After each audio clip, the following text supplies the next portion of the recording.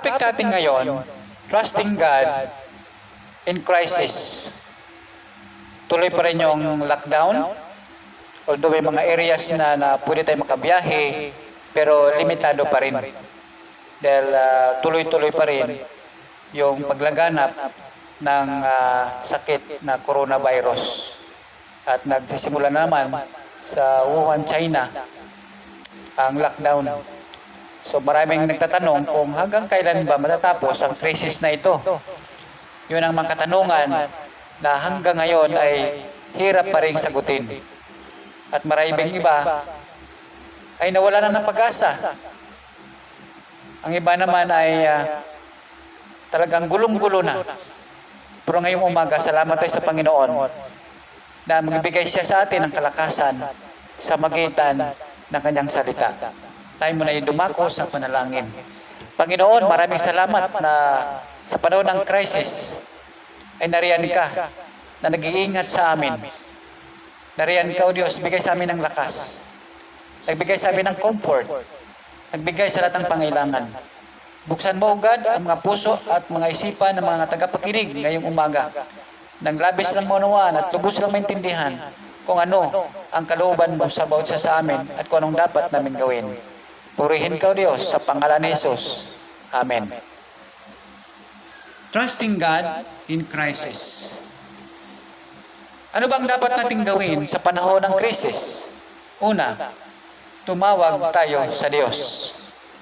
Wala tayo ibang tawagin sa panahon ng krisis ang Panginoon. Anong sabi sa Jeremiah 33 verse 3? Call unto me, and I will answer thee, and shew thee the great and mighty things which thou knowest not. Tumawag kayo sa akin at sasagutin ko kayo at ipapakita ko sa iyo ang mga bagay o dakilang bagay na hindi mo labis o lubos maunawaan. Bakit kaya? Ano ba ang Diyos sa ating pagkakilala? Sabi sa Isaiah 55 verse 8 hanggang 9, My thoughts are not your thoughts, neither your ways my ways, declares the Lord. As the heavens are higher than the earth, so are my ways higher than your ways, and my thoughts than your thoughts. Talaga hindi natin maunawaan ang kaparaanan ng Panginoon kasi magkaiba yung ating kaisipan sa kanyang kaisipan. Mas mataas ang kanyang kaisipan, tandaan po natin mga kapatid, kaysa ating kaisipan. Mas mataas ang kanyang karunungan kaysa ating mga karunungan. Kaya sa pagitan natin pagtawag sa Diyos, papakita niya sa atin ang mga dakilang bagay that God will give us a surprise kasi hindi ito abot ng ating mga simple lamang na kaisipan. Kaya ang kaya nating gawin ay tumawag lamang sa Kanya. Kasi pag tumawag tayo sa Kanya, siya ay madaling sumagot sa atin. Nabalikan natin yung sa buhay ni Job. Kung natandaan nyo, si Job ay dumanas ng matinding crisis sa kanyang buhay. Siya yung taong pinakamayaman sa kanyang panahon. At the Bible described Job as a righteous man. Araw-araw ay nanalangin siya para sa kanyang mga anak. Pero si Satanas ay humingi ng pahintulot sa Diyos upang siya ay tuksuhin. At binigyan siya ng permiso para si Job ay subukin. At sobra na ang pagsubok na naranasan ni Job. Yung crisis na naranasan niya, namatay ang kanyang mga anak, nawala ang mga aririan, at marami siyang mga katanungan sa Diyos. Job 38 verse 1 to 3, sumagot ang Diyos. Then the Lord answered Job out of the storm. He said, Who is this that darkens my counsel with words without knowledge? Brace yourself like a man. Kung sa Tagalog pa, magpakalalaki ka. Sino ba itong nagtatanong sa aking karunungan? At sinabi ng Diyos kay Job, magpakalalaki ka. I will question you and you shall answer me. Kaya sa Job 38 verse 4 hanggang 5, tanong ng Diyos kay Job, Where were you when I laid the foundation of the earth? Tell me, if you have understanding, who sets its measurements, since you know or stretch the line on it. So tinanong ng Diyos si Job, kung saan ka ba nung ginawa ko ang foundation ng mundong ito? Sumagot ka, sabi ng Diyos. Pero kung tingnan mo yung chapter 40, verse 4 to 5, sabi ni Job, I am unworthy. How can I reply to you? I put my hand over my mouth. I spoke once, but I have no answer. Twice, but I will say no more. Yun ang sagot ni Job sa Diyos. Kasi wala siyang kakayang sagutin ang bawat tanong ng Panginoon. Kahit tayo, di natin kayang sagutin ang mga katanungan ng Diyos sa buhay natin. Wala tayo sa panahon ginawa ng Diyos ang langit at ang lupa. Kung paano ito ginawa. Wala tayo nung ginawa niya yung mga lahat ng nilikha niya sa mundong ito. Sa ganda ng kanyang creation, wala tayo. Kaya wala tayong dapat pag-aalinlangan sa kanyang kakayahan. Kasi minsan, dumarating sa atin na pag-alinlangan, totoo ba kayang may Diyos? Kung may Diyos, bakit niya hinayaan mangyari ito? Kung totoong may Diyos, bakit niya hinayaan maraming nagugutom? Kung totoong may Diyos, bakit maraming namamatay?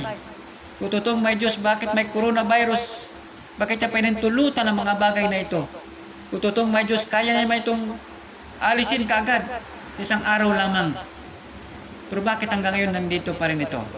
Katanong-tanong natin, di natin kayang sagutin because ang Diyos lamang nakaalam. Kung naalala natin sa panahon ng paglikas ng mga Israelites from Egypt, at inahabol sila ng mga Egyptians at wala silang matatakbuhan. But God opened the way sa magitan ng pagbigay ng highway sa gitna ng dagat sa Red Sea. Yun ang isang himala na ginawa ng Panginoon na hindi makakalimutan hanggang ngayon. May mga bagay na hihintayin lamang natin at ibigay ng Panginoon. Hindi ito abot ng ating kaisipan. Pero isusurprise na ng Panginoon kung paano niya gagawin sa kanyang sariling kaparaanan. Because ang Diyos ay gustong gawin ito sa sarili niyang kaparaanan, hindi sa magitan ng tulong ng human beings, hindi sa pamagitan ng tulong natin, kundi sa magitan ng kanyang kapangyarihan. At kailangan natin tingnan kung paano tayo iligtas sa magitan nito. In Psalm 50 verse 15, call on me in the day of trouble. I will deliver you.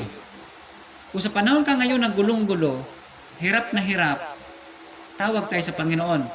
At ang promise niya, I will deliver you. And you will honor me. Yun ang purpose doon. Bakit tayo i-deliver ng Panginoon? Bakit tayo makaranas ng deliverance from the Lord? Because gusto ng Diyos, i-honor natin ang kanyang pangalan. I-worship natin ang pangalan. Dapat nating malaman kung makarasta ng deliverance from the Lord, do not forget to honor Him. Kasi yun lang ang kailangan nating gawin para sa Diyos.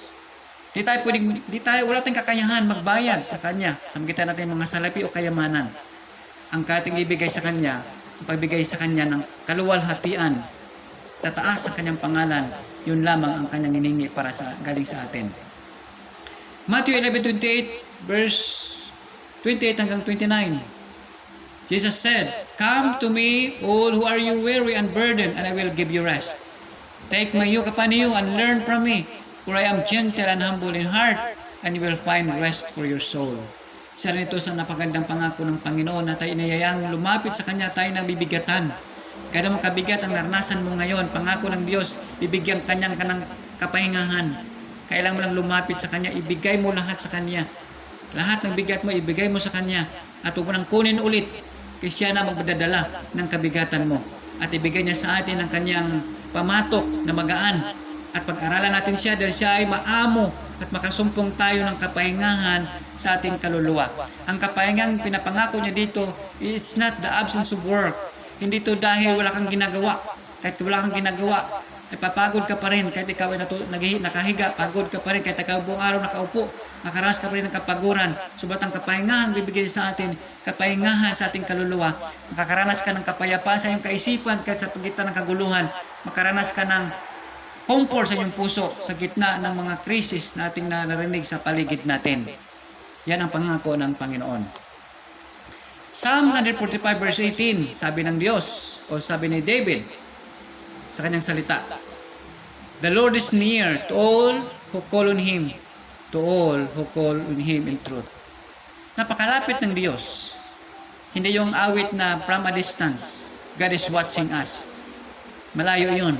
Pero sa Psalm 145, sabi ni David, The Lord is near to all who call on Him. Bakit saan ba siya? Ganun ba kalapit? Kung siya tinanggap mo bilang Diyos tagapagligtas, nasa puso mo siya ngayon. Kahit pabulong mong panalangin, kaya ng Diyos marinig dahil nasa puso mo siya ngayon. Kung totoong tinanggap mo siya bilang Diyos at tagapagligtas ng inyong buhay, napakalapit siya sa iyo because nasa puso mo siya. Pangalawa mong gawin is trust God. Paniwalaan mo ang mga pangako ng Diyos. Paniwalaan mong kakayahan ng Diyos. Proverbs chapter 3 verse 5 and 6, trust in the Lord with all your heart. Do not depend on your own understanding. Seek His will in all you do, and He will show you which path to take. Magtiwala sa Diyos ng buo mong puso na walang pag-alinlangan.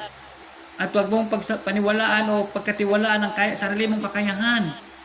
Hanapin mo ang kanyang kalooban.